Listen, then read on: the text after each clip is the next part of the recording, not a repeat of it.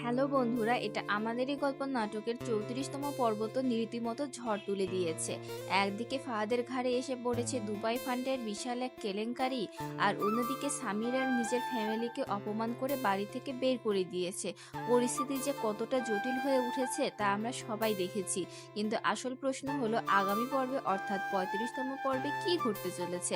ফাহাদ কি সত্যি জেলের হাওয়া খাবে, নাকি সায়রার আসল রূপ সবার সামনে বেরিয়ে আসবে? চলুন আজকের ভিডিওতে আমরা আগামী পর্বের সম্ভাব্য ঘটনাগুলো নিয়ে বিস্তারিত আলোচনা করি। আগামী পর্বে সবচেয়ে বড় আকর্ষণ হতে চলেছে ফাহাদের ভবিষ্যৎ। ৩৪তম পর্বে আমরা দেখেছি ফাহাদের বসের অফিসের ফান্ড হ্যাক করে দুবাইয়ের কোনো এক অ্যাকাউন্টে ট্রান্সফার করা হয়েছে এবং পুরো দোষটা এসে পড়েছে ফাহাদের উপর।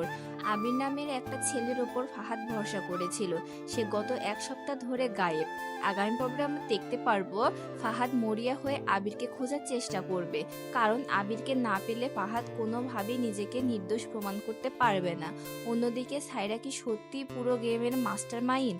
ফাহাদ সায়রাকে সরাসরি হুমকি দিয়েছে, কিন্তু সায়রা এত সহজে হার মানবে?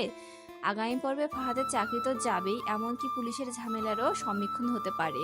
সায়রা হয়তো পর্দার আড়াল থেকে ফাহাদকে বাঁচানোর শর্তে কোনো নোংরা ডিল বা ব্ল্যাকমেল করতে পারে। এবার আসি সামির এবং মেহেরিনের কথায়। সামিরের ইগো এবং যে কোন পর্যায়ে চলে গেছে তা আমরা দেখেছি। ফুফু এবং বোনকে যেভাবে সে অপমান করে বাড়ি থেকে বের করে দিয়েছে, মেহেরিন সেটা কোনোভাবেই মেনে নিতে পারছে না। আগামী পর্বে এই ঘটনার রেশ ধরে মেহেরিন এবং সামিরের মধ্যে বড় ধরনের ঝগড়া হতে চলেছে।